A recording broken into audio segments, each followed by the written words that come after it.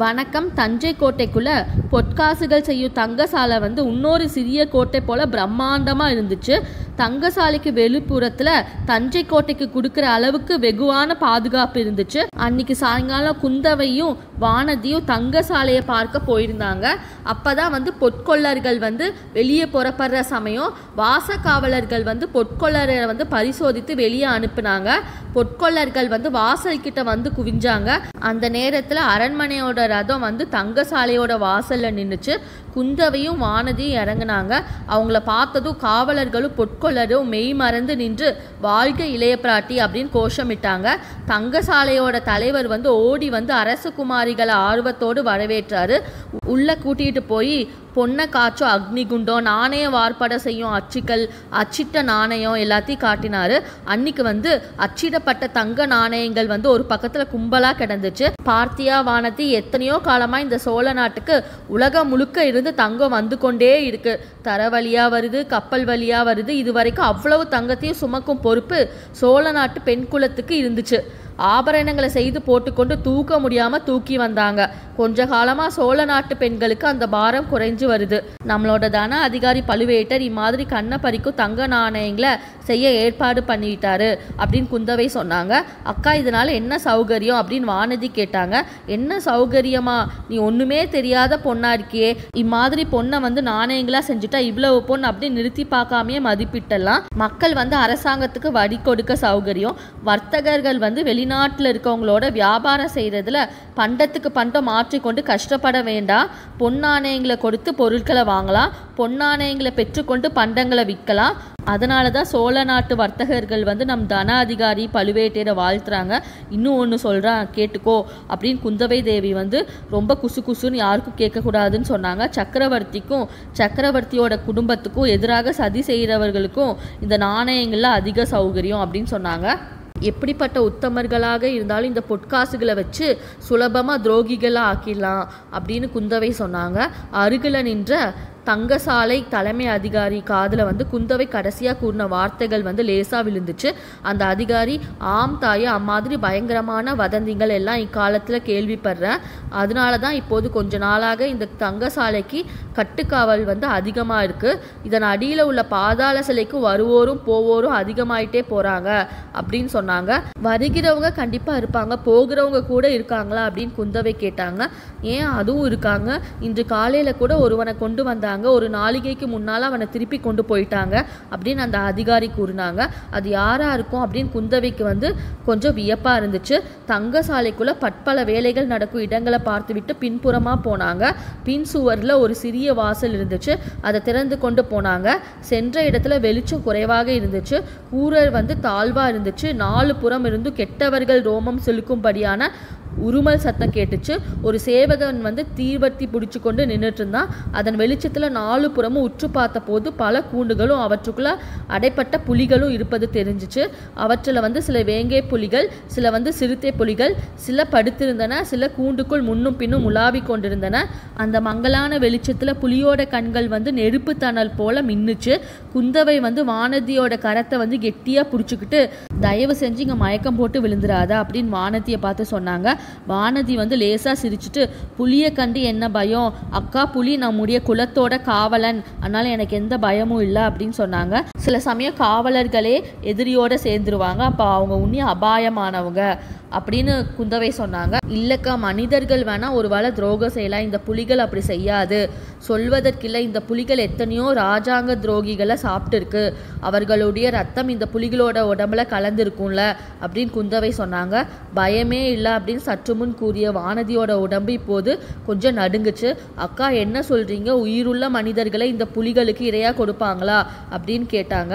அப்படி செய்ய மாட்டாங்க. இந்த தங்கசாலைக்கு அடியில பாதாள சிறை இருக்கு அப்படின்னு சொன்னல, அதுக்குள்ள போறக்கும் வரக்கும் ஒரே வழிதான். அந்த வழி இந்த புலி மண்டபத்துல இருக்கு. சிறைக்குள்ள இருந்து யாராவது தப்பித்து வர முயற்சித்தா இந்த மண்டபத்துக்குள்ள தான் வரணும். அப்போது புலிகளுக்கு இரையாவாங்க. சிவசிவா, என்ன கொடூரம் அப்படின்னு வானதி சொன்னாங்க. ராஜாங்கன்னா அப்படிதான், கருணையும் கொடுமையும் இருக்கும், கொடூரமும் இருக்கும். வானதி ஒரு சமயத்தில் என்னையே இந்த பாதாள சிறையில் அடைத்தாலும் அடைத்துருவாங்க. சின்ன பழுவேட்டர் இன்னைக்கு வந்து என் கூட பேசினதை நீ கேட்டிருந்தா நீயும் அப்படி தான் நினச்சிருப்ப அப்படின்னு குந்தவை சொன்னாங்க. நல்லா இருக்குக்கா, தங்களை பிடிச்சு சிறையில் அடைக்கும் வல்லமை உள்ளவங்க இந்த 7 உலகத்திலையும் இல்லை. அப்படி யாராவது செய்ய முயன்றா பூமி பிளந்து இந்த தஞ்சை நகரத்தையே விழுங்கி விடாதா அப்படின்னு வானதி சொன்னாங்க. அதை பற்றி எனக்கு கவலை இல்லை, நம்முடைய பழையாறை வைத்தியர் மகனே பற்றி தான் கவலைப்படுறேன். அந்த சாது பிள்ளை தப்ப முயற்சிக்க மாட்டான்ல அப்படின்னு குந்தவை கேட்டாங்க. சாது பிள்ளை தான், ஆனால் யார் எப்போது எப்படி மாறுவாங்க அப்படின்னு சொல்ல முடியாதுல்ல அப்படின்னு வானதி சொன்னாங்க. புலிகளோட உருமல் சத்தம் வந்து ரொம்ப ஜாஸ்தியாச்சு. காவலர்களை பார்த்து புலிகள் ரொம்ப கோபமா இருக்கா அப்படின்னு குந்தவை கேட்டாங்க. இல்ல தாயே, சக்கரவர்த்தியோட திருக்குமாரியை இவங்க வந்து வாழ்த்தி வரவேற்கிறாங்க அப்படின்னு காவலர் வந்து சாமர்த்தியமா மறுமொழி சொன்னாரு. நல்ல வரவேற்பு அப்படின்னு குந்தவை சொன்னாங்க. அது மட்டும் இல்லை, புலிகளுக்கு வந்து இறைப்போடு நேரம் வந்துருச்சு, அதனால தான் அது கத்துது அப்படின்னு அவர் சொன்னார். அப்படின்னா நம்ம சீக்கிரம் போயிடலாம், சிறையின் வாசல் எங்கே இருக்குது அப்படின்னு குந்தவை கேட்டாங்க. மண்டபத்தோட ஒரு மூளைக்கு அவங்க போனாங்க. அங்கே இருந்த புலிக்கூண்டு ஒன்றை வந்து காவலர்கள் வந்து நகர்த்தி வச்சாங்க. அங்கே வந்து தரையில் பதிந்திருந்த கதவு ஒன்று தெரிஞ்சிச்சு. 2 ஆட்கள் குனிந்து கதவை வந்து வெளிப்புறமாக திறந்தாங்க. உள்ளே வந்து சில படிக்கட்டுகள் இருந்துச்சு. அந்த படிக்கட்டில் வந்து ஒருத்தராக இறங்குனாங்க. ரொம்ப இருட்டு அதிகமாக இருந்துச்சு. 2 சேவகர்கள் பிடித்திருந்த 2 தீவர்த்தியிலிருந்து மங்கின வெளிச்சம் வந்துச்சு. குறுக்கு நெடுக்குமா சென்ற குறுகிய பாதை வழியாக அவங்க வந்து ஒற்றை வரிசையில் போக வேண்டி இருந்துச்சு. முன்னாடி வந்து புலிகள் வந்து பயங்கரமாக உருமல் செஞ்சிச்சு. அப்படின்னா இங்கே வந்து 4 புறத்திலும் எழுந்த தீனமான சோகமான மனித குரல்கள் வந்து உள்ளத்தை பதற செஞ்சிச்சு. ஆனால் அந்த தீன குரலில் மத்தியில் விந்தை விந்தை அப்படிங்கிற ஒரு இனிய குரல் இசைத்ததும் கேட்டுச்சு. அந்த பாதாள சிறையில் இருந்த அறைகள் வந்து வரிசையாக இல்லை, முன்னும் பின்னும் கோணல் மாணலுமாக இருந்துச்சு. ஒவ்வொரு அறை வாசலும் சென்று காவலன் தீவர்த்தியை உயர்த்தி பார்ப்பான்.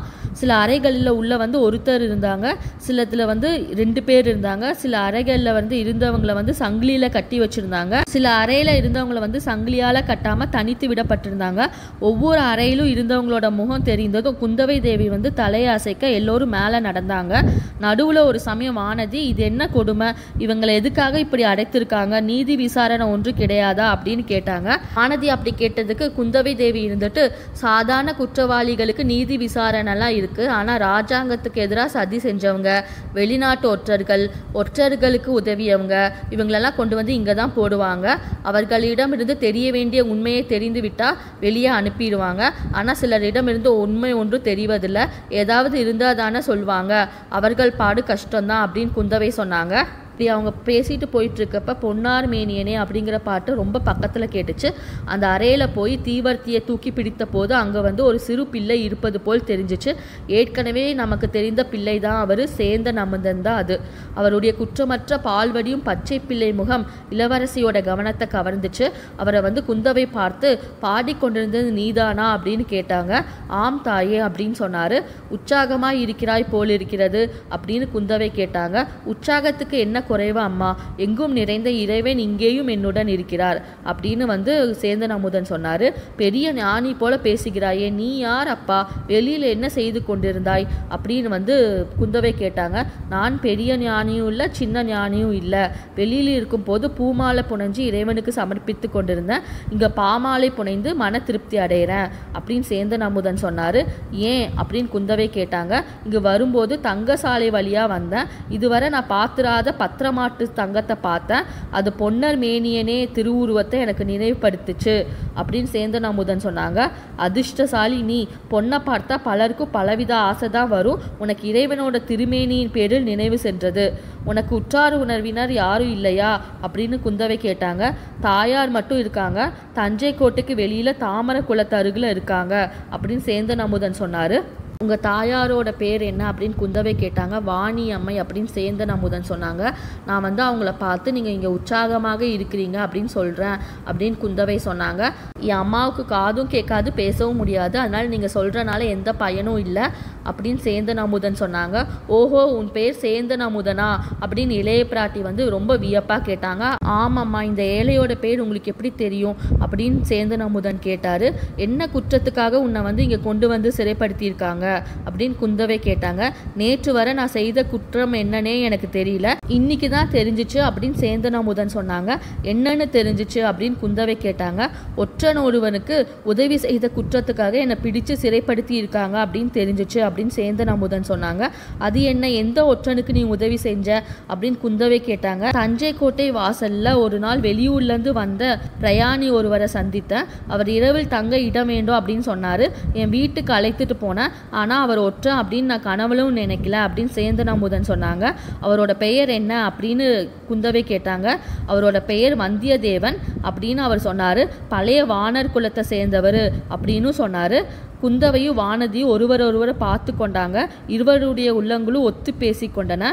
வானதி வந்து சேந்தன் அமுதனை பார்த்து கொஞ்சம் விவரமாக சொல்ல முடியுமா அப்படின்னு கேட்டாங்க. சேந்தன் அமுதனும் அதே மாதிரி விவரமாக சொன்னார். வந்தியத்தேவனை வந்து கோட்டை வாசலில் தான் பார்த்ததாகவும் பழுவூர் ஆட்கள் தன்னை ஆற்றங்கரையில் பார்த்து பிடித்து கொண்ட வரையில் சொன்னார். யாரோ முன்பின் தெரியாத வழிபோக்கனை நம்பி நீ எதற்காக இவ்வளோ தூரம் உதவி செஞ்ச அப்படின்னு வானதி கேட்டாங்க. தாயே, சிலரை பார்த்தா உடனே நமக்கு பிடித்து போகுது, அவர்களுக்காக உயிரையும் கொடுக்கலாம் அப்படின்னு தோன்றுது. காரணம் என்னன்னு சொல்ல முடியாது. இன்னும் சிலரை பார்த்தா அவர்களை கொன்று விடலாம் அப்படின்னு தோணுது. இன்னைக்கு கூட ஒரு மனிதனை என்னோட கொஞ்சம் நேரம் அடைச்சி வச்சுருந்தாங்க. அவன் பேரில் எனக்கு வந்த கோபத்துக்கு அளவே இல்லை. நல்ல வேலையாக சற்று நேரத்துக்கு முன்னாடி பழுவூர் இளையராணியோட ஆட்கள் வந்து அவரை விடுதலை செய்து கொண்டு போனாங்க. இப்படி சேந்தன் அமுதன் சொன்னதும், ஓ இப்படியெல்லாம் வேற நடக்குதா அப்படின்னு வந்து குந்தவை வந்து ஆத்திர பெருமூச்சு விட்டாங்க.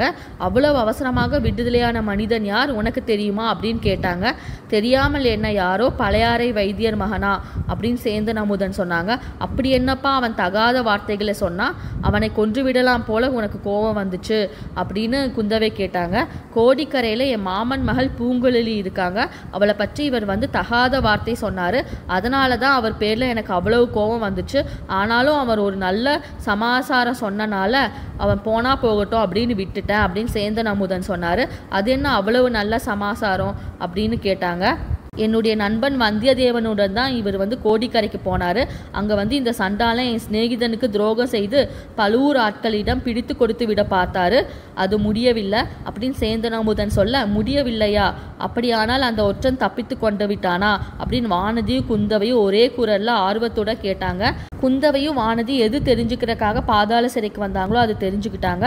சேந்தன் அமுதன் இருந்துட்டு, ஆமாம் நீ என் நண்பன் வந்து தப்பித்து போயிட்டான். பூங்குழலியும் வந்தியத்தேவனும் இரவுல வந்து படகுல ஏறி இலங்கைக்கு சென்றுட்டாங்க. தேடி போனவங்க ஏமாந்துட்டாங்க, இந்த பாதகனும் ஏமாந்துட்டான் அப்படின்னு சேந்தன் அமுதன் சொன்னார். குந்தவையும் வானதியும் ஒருவர் பார்த்து கொண்டாங்க. அவங்களோட உள்ளத்தில் இருந்த மகிழ்ச்சி வந்து முகத்தில் தெரிஞ்சிச்சு. குந்தவை வந்து சேந்தன் அமுதனை பார்த்து, ஒற்றன் ஒருவர் தப்பித்து கொண்டதை பற்றி நீ இவ்வளவு சந்தோஷப்படுகிறாயே, உன்னை சிறையில் வைப்பது தான் சரி அப்படின்னு சொன்னாங்க. தாயே, அந்த குற்றத்துக்காக என்னை சிறையில் போடுவது சரியானால் உங்கள் இருவரையும் கூட என் பக்கத்து அறையில் போட வேண்டுமே அப்படின்னு சொன்னார். குந்தவையும் வானதியும் சிரிச்சாங்க. இருளடைந்த அந்த பாதாள சிறையில் சேந்தன் அமுதனுடைய பாட்டு எவ்வளோ விசித்திரமாக இருந்துச்சோ அப்படி வந்து அவர்களோட சிரிப்பும் அபூர்வமாக ஒழிச்சிச்சு. நீ வெகு கெட்டிக்கார, மிக பொல்லாதவன், உன்னை இங்கே வச்சிருந்தா நீ பாட்டு பாடியே இங்குள்ள மற்றவர்களையும் கெடுத்துடுவ. கோட்டை தலைவரிடம் சொல்லி உன்னை விடுதலை செய்ய பண்ணிட்டு மறுகாரியம் பார்க்கணும் அப்படின்னு குந்தவை சொன்னாங்க. தாயே, அப்படி செய்ய வேண்டாம். அடுத்த அறையில் ஒரு மனிதன் இருக்கான். அவர் வந்து என்னிடம் தினம் 100 தடவை நீ எனக்கு ஒரு பாட்டு சொல்லி கொடுத்தா பாண்டிய குலத்து மணிமகுடத்தையும் மாலையும் இலங்கையில் நான் எங்கே ஒழித்து வச்சிருக்கேன் அப்படின்னு தெரிவிக்கிறேன் அப்படின்னு சொல்லிட்டு இருக்கான். இந்த ரகசியத்தை நான் தெரிந்து கொள்ளும் வரையில் இங்கேயே விட்டு வைக்க சொல்லுங்க அப்படின்னு சேந்தன் அமுதன் சொன்னார். பாவம், அந்த மாதிரி உனக்கும் பைத்தியம் பிடிக்கும் வரையில் இங்கேயே இருப்பதேன் அப்படிங்கிறாயா? அப்புறம் உன் தாயார் வாணியம்மையோட கதி என்ன அப்படின்னு கூறிட்டு இளைய பிராட்டி வந்து அங்கேருந்து புறப்பட மற்றவர்களும் புறப்பட்டாங்க. அரை நாளிகை நேரத்துக்கெல்லாம் சில சேவகர்கள் வந்து சேந்தன் அமுதனை வந்து பாதாள சிறையிலேருந்து விடுதலை செஞ்சு தஞ்சை கோட்டை வாசலில் கொண்டு போய் விட்டுட்டாங்க. இந்த சேனல் பிடிச்சிருந்தா லைக் பண்ணுங்கள், ஷேர் பண்ணுங்கள், சப்ஸ்கிரைப் பண்ணுங்கள். நீங்கள் இந்த சேனலை சப்ஸ்கிரைப் பண்ண ஸ்க்ரீனில் வர வீங்கிற ஐக்கானை கிளிக் பண்ணுங்கள். அடுத்து என்ன நடந்தது என்பதை பற்றி அடுத்த வீடியோவில் பார்ப்போம். ஒவ்வொரு வாரமும் திங்கட்கிழமை பொன்னியின் செல்வன் கதை நம் சேனலில் போடப்படும். அனைவரும் பார்க்கும்படி கேட்டுக்கொள்கிறேன். நன்றி.